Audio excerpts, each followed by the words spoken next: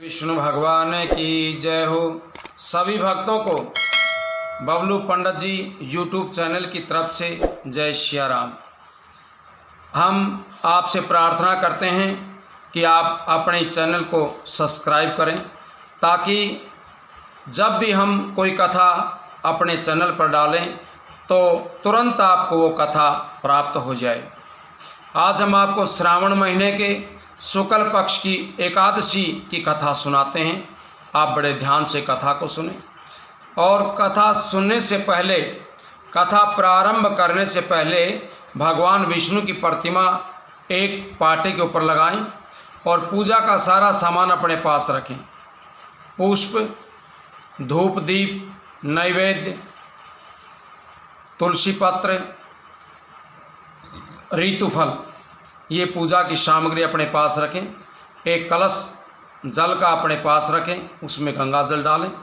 भगवान विष्णु को चंदन का तिलक करें, स्वयं तिलक करें और उसके बाद संकल्प करें। भगवान से प्रार्थना करें कि भगवान आज हम एकादशी का व्रत रखते हैं, बिना किसी विघ्न बाधा के ये एकादशी का व्रत संपन्न हो। उसके बाद आप कथा को प्रारंभ करें। धर्मराज युधिष्ठिर बोले कि हे भगवान, अब आप हमें श्रावण महीने के शुक्ल पक्ष की एकादशी की कथा सुनाइए। इस एकादशी का क्या नाम है तथा इसकी क्या विधि है, ये सब आप हमें बताइए। भगवान मधुसूदन बोले कि हे राजन, अब आप शांतिपूर्वक श्रावण महीने के शुक्ल पक्ष की एकादशी की कथा सुनिए।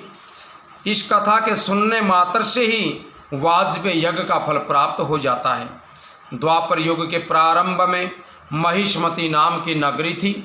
उस नगरी में महिजित नाम का एक राजा राज्य करता था। वह राजा पुत्रहीन था, इसलिए वह सदैव चिंतित रहता था। उसे वह राज्य बड़ा दुखदायी प्रतीत होता था, क्योंकि पुत्र के बिना इस लोक और परलोक दोनों में सुख प्राप्त नहीं होता है। राजा ने पुत्र प्राप्ति के लिए बहुत से यत्न किए, लेकिन सभी निष्फल हो गए।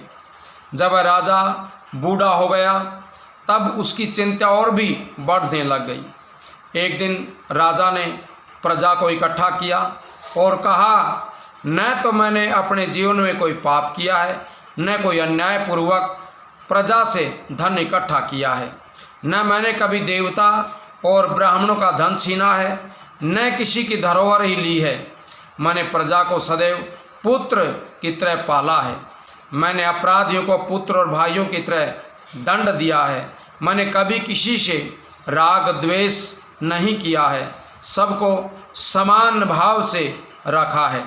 इस प्रकार धर्मयुक्त राज्य करने पर भी मैं इस समय बड़ा दुख पा रहा हूँ। इसलिए क्या कारण है, मेरी कुछ भी समझ में नहीं आ रहा है। राजा महिजित की इस बात को सुनकर के सभी मंत्री इकट्ठे होकर के वन में गए। वहाँ वन में जाकर के उन्होंने बड़े बड़े मुनियों के दर्शन किए। उस स्थान पर वयोवृद्ध और धर्म के ज्ञाता महर्षि लोमस जी रहते थे।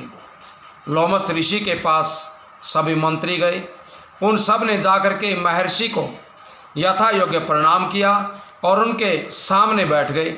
उनके दर्शन से सबको बड़ी प्रसन्नता हुई और उनको विनय करने लगे, प्रार्थना करने लगे कि हे देव, हमारे अहोभाग्य हैं कि हमने आप जैसे संत महात्माओं के दर्शन किए। इस पर लोमस ऋषि बोले कि ब्राह्मणों, हे मंत्रियों, आप लोगों की प्रार्थना और आपके सद्व्यवहार से मैं बड़ा प्रसन्न हूँ। अब आप हमें अपने आने का कारण बताइए, मैं आपके कार्य को अपनी शक्ति के अनुसार अवश्य करूँगा। हमारा जीवन ही परोपकार के लिए बना हुआ है, हमने इसमें किंचित मात्र भी संदेह नहीं है। लोमस ऋषि के ऐसे वचन सुनकर के सब लोग कहने लगे कि हे महर्षि, आप हमारी समस्त बातों को जानने में ब्रह्मा जी से भी अधिक समर्थ हैं, इसलिए आप हमारे संदेह को दूर कीजिए। महिष्मती नाम की पुरी में एक महाजित नाम का एक धर्मात्मा राजा राज्य करता है। वह प्रजा के पुत्र की तरह धर्म के अनुसार पालना भी करता है, परंतु फिर भी वह पुत्रहीन है।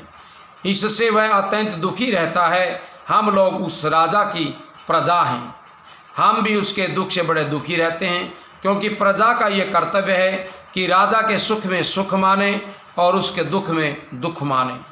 हमको उसके पुत्रहीन होने का अभी तक कारण मालूम नहीं हुआ है, इसी से अब तय करने आए हैं। अब जब से आपके दर्शन प्राप्त हुए हैं, हमको ये पूरा विश्वास है कि हमारा कष्ट अब अवश्य ही दूर हो जाएगा, क्योंकि महान पुरुषों के दर्शन मात्र से प्रत्येक कार्य की सिद्धि हो जाती है। इसलिए अब आप हमको राजा के पुत्र होने का कोई उपाय बताइए। इस पर लोमस ऋषि ने एक क्षण के लिए अपने नेत्र बंद कर लिए और राजा के पिछले जन्मों का विचार करने लग गए। विचार करके बोले कि ब्राह्मणों, यही राजा पिछले जन्म में अत्यंत ही निर्धन था तथा बुरे कर्म किया करता था। एक गांव से दूसरे गांव में घूमा करता था। एक दिन ज्येष्ठ महीने के शुक्ल पक्ष की एकादशी के दिन और द्वादशी के दिन, दोनों दिन ये भूखा रहा। दोपहर के समय एक जलाशय पर जल पीने के लिए गया। उसी समय वहाँ पर एक ताज़ा ब्याई हुई गाय जल पी रही थी। राजा ने उसको प्यासी ही वहाँ से हटा दिया और स्वयं जल पीने लग गया। हे ब्राह्मणों, इसी कारण से राजा को ये दुख भोगने पड़ रहे हैं। एकादशी के दिन भूखा रहने के कारण उसको राजा होना पड़ा और प्यासी गऊ को जल पीते हुए हटाने से पुत्र के वियोग का दुख भोगना पड़ रहा है।